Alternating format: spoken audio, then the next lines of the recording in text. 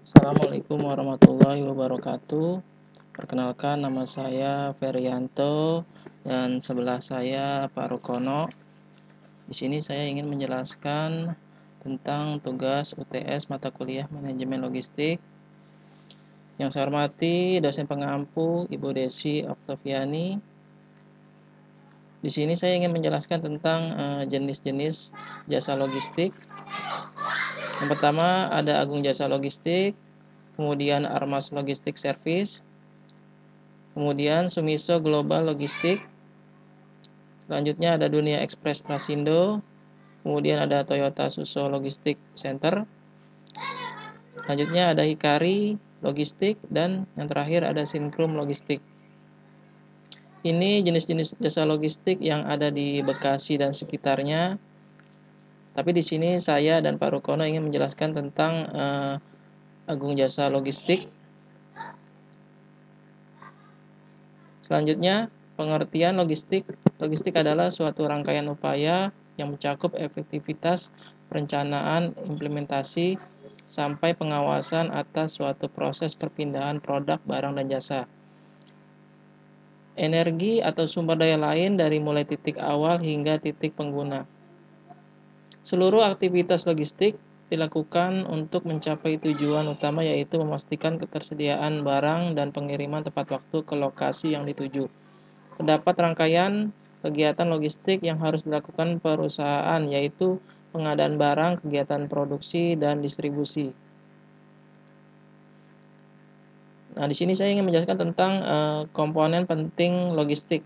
Yang pertama, lokasi fasilitas logistik, yaitu jaringan lokasi fasilitas adalah komponen yang harus dan wajib dimiliki oleh suatu perusahaan. Tujuannya tidak lain adalah untuk merencanakan dari mana dan kemana material serta produk barang akan diangkut.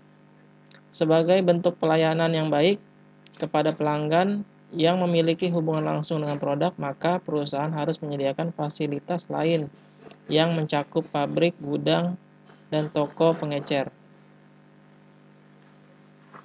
Yang kedua, transportasi. Transportasi adalah hal penting lainnya yang harus diperhatikan dalam sistem logistik.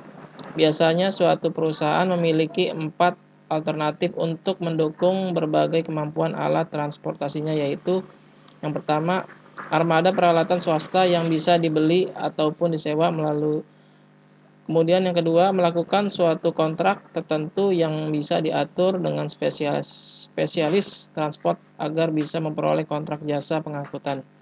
Yang ketiga, mendapatkan berbagai jasa dari perusahaan transportasi yang sudah mengantongi izin yang menawarkan jasa pengangkutan dari suatu tempat ke tempat lain dengan biaya yang sudah disepakati. Selanjutnya yang keempat, untuk merancang suatu sistem logistik disarankan untuk memperhatikan beberapa faktor yang bisa mempengaruhi kualitas pelayanan transportasi, yaitu biaya, kecepatan, dan konsistensi pengiriman. Yang ketiga, manajemen pengadaan persediaan. Manajemen pengadaan persediaan dalam sistem logistik merupakan bagian dari struktur perusahaan yang berperan dalam mengatur tingkat persediaan barang. Pihak perusahaan harus mampu mengelola dan mengatur cara dalam mendapatkan persediaan, proses penyimpanan, hingga persediaan tersebut nantinya bisa dikeluarkan atau dimanfaatkan. Yang keempat, komunikasi. Komunikasi adalah aktivitas saling berbagi informasi pada seluruh kegiatan logistik. Komunikasi yang buruk dalam sistem logistik bisa menimbulkan masalah yang serius. Pertama, penilaian tren dari laju logistik akan menjadi keliru. Jika hal ini terjadi, maka arus logistik akan melahirkan kekurangan persediaan barang atau melahirkan komitmen yang berlebihan antara pihak perusahaan dengan pihak pemasok, pelanggan menengah, hingga pelanggan tahap akhir. Kedua, komunikasi yang buruk bisa melahirkan gangguan prestasi sistem yang berimbas pada ketidakstabilan karena proses evaluasi yang kurang atau berlebihan. Yang kelima, penyimpanan. Dalam hal ini, penyimpanan mencakup seluruh aspek operasional logistik seperti pengepakan, pergerakan, dan pengepasan. Seluruh aspek tersebut berkaitan dengan arus persediaan yang berguna untuk memenuhi kebutuhan atas suatu produk atau material tertentu. Nah, di sini rincian layanan Agung Jasa Logistik Trucking Wingbox. Nah, Trucking Wingbox adalah salah satu unit bisnis dari PT Agung Jasa Logistik yang bergerak di bidang pengiriman berbagai jenis kargo menggunakan armada Trucking Wingbox atau gardan tunggal. Fasilitas yang terdapat di Profit Center Trucking Wingbox adalah 40 unit wingbox dengan spesifikasi panjang 7,5 meter, 6 unit wingbox dengan spesifikasi panjang unit 6,5 meter, 2 unit wingbox dengan spesifikasi panjang unit 8,3 meter, kapas angkut kurang lebih 15 ton, dimensi kubik kargo 27 meter kubik dan 34 meter kubik. Kami memiliki 91 driver yang telah terstandarisasi pelatihan keterampilan mengemudi dan safety berbasis Toyota. Khusus driver yang melaksanakan kegiatan handling kargo menggunakan forklift, seluruhnya telah tersertifikasi SIO, dilengkapi oleh track dan trace system InnovaTrack, dilengkapi oleh perlengkapan safety APAR, safety vest, safety boots, dan safety helmet untuk supir armada angkut. Dilengkapi oleh P3K. Selanjutnya terstandarisasi ISO 9001-2/2015, memiliki tracking management system, kemudian yang terakhir memiliki tracking center lengkap dengan fasilitas dojo dan training center.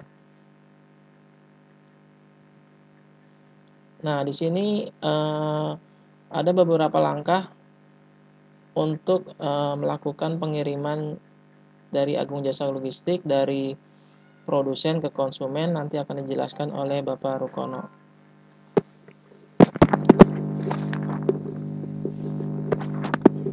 Dan di sini ya sebelum bekerja, driver melakukan absensi masuk. Ya. Beberapa driver wajib memakai APD lengkap, yaitu antaranya seragam kerja, helm safety, rompi safety, sepatu safety, dan bed. Ini berikutnya, yaitu yang kedua yaitu pengecekan kesehatan, yaitu kondisi fisik yang harus dicek sebelum berangkat. Driver sebelum melakukan pengiriman wajib melakukan cek kesehatan, memastikan kondisi driver dalam keadaan sehat. Driver dalam kondisi tidak sehat tidak diperbolehkan melakukan pengiriman. Yaitu selanjutnya, yaitu yang ketiga, driver harus mengambil dokumen. Driver harus membawa dokumen DCL checklist atau DCL. Driver membawa milikran, driver membawa bond dan pengeluaran. Itu selanjutnya, driver pengecekan truk, yaitu sebelum melakukan pengiriman, driver wajib melakukan pengecekan truk didampingi PIC checker. Selanjutnya, truk yang rusak tidak diperbolehkan jalan dan masuk ke workshop. Itu selanjutnya, driver memonitoring delivery, ya truk Agung Jasa Logistik sudah dipasang GPS. Truk diawasi 24 jam oleh tim CCR. Kecepatan truk tidak boleh melebihi dari 60 km per jam penarikan data GPS masing-masing truk. Selanjutnya yaitu pengambilan barang di produsen atau supplier. Driver mengambil barang sesuai jam, ada DCL, driver mengambil barang sesuai DCL dan manifest. Nah, ini selanjutnya yang ketujuh, driver bongkar barang di temin. Driver melakukan proses loading and unloading, bongkar sesuai dock dan layoutnya. Driver melakukan scan DCL dan stempel DCL di kanban room. Driver melakukan proses muat palet kosong. Selanjutnya, yaitu yang ke-8, pengecekan truk. Sesudah melakukan pengiriman, driver wajib melakukan pengecekan kembali truk yang didampingi oleh PIC checker. Truk yang rusak langsung masuk ke workshop.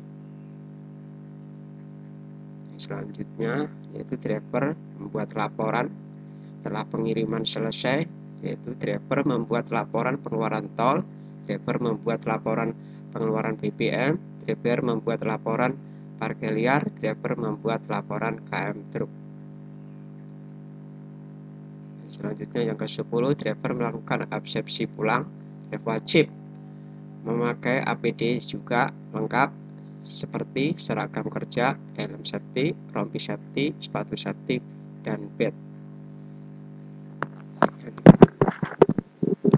Baik, mungkin dari kami itu aja. Intinya kesimpulannya dari pengiriman Agung Jasa Logistik yaitu pengiriman dari produsen ke konsumen. Kurang lebihnya mohon maaf dari saya dan Pak Rokono. Assalamualaikum warahmatullahi wabarakatuh.